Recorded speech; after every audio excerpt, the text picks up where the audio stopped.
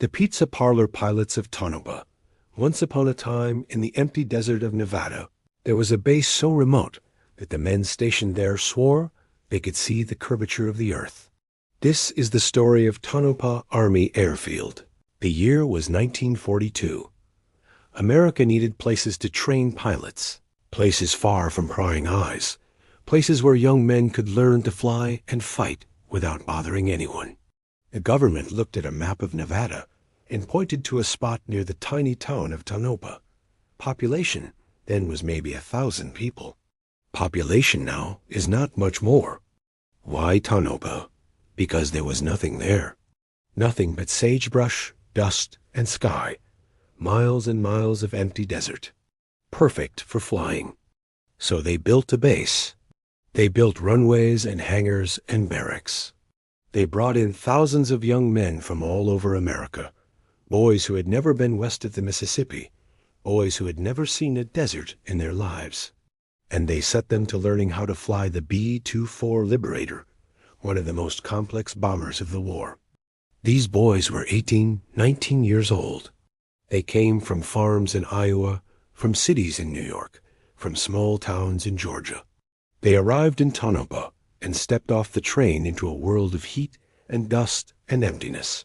Some of them cried. Some of them laughed. All of them wondered what they had gotten themselves into.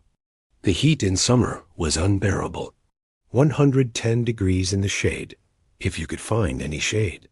The wind blew constantly, filling everything with fine alkaline dust that got into your eyes, your nose, your food, your dreams.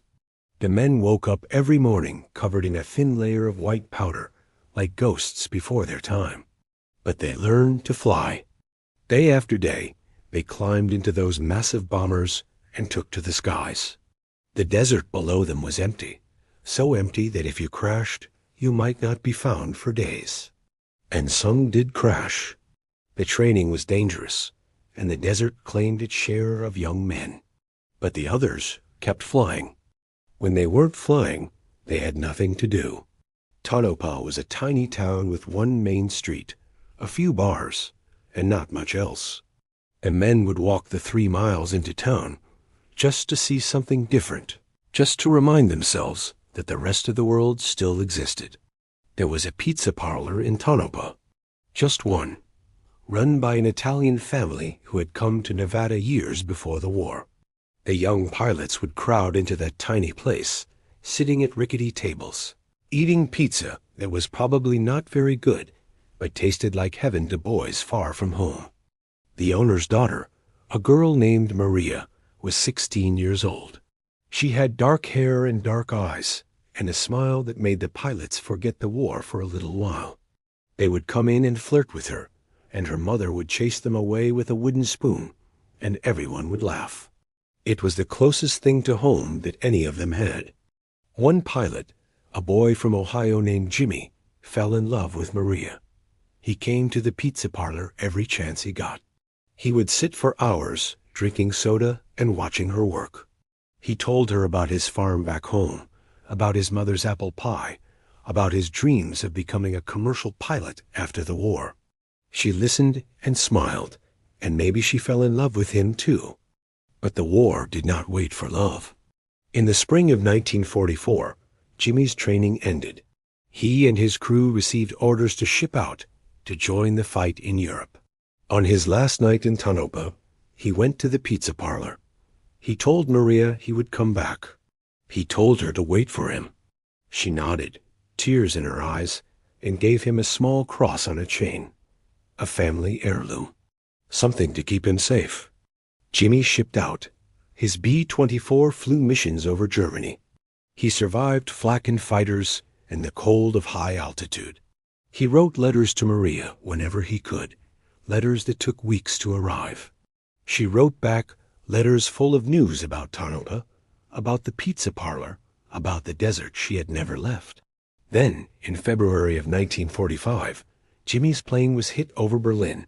The crew bailed out. Jimmy landed in a field and was captured by German soldiers. He spent the last months of the war in a POW camp, hungry and cold and terrified. But he kept Maria's cross in his pocket, and he held on to it every night. The war ended. Jimmy came home. He went back to Ohio first to see his family. Then he got on a train and traveled across the country, back to the desert, back to Tonopah. He walked into the pizza parlor. Maria was there, older now, still beautiful. She looked up and saw him and dropped the plate she was holding. It shattered on the floor, and neither of them noticed. He took the cross from his pocket and placed it in her hand. She looked at it, then at him, and she smiled. Jimmy and Maria married in the little church in Tonopah. They ran the pizza parlor together for the rest of their lives. And every year, when the veterans came back to visit the base that had been their home during the war, they would stop at the pizza parlor. They would sit at those rickety tables and eat pizza. And remember, the base at Tonopah closed after the war, like so many others.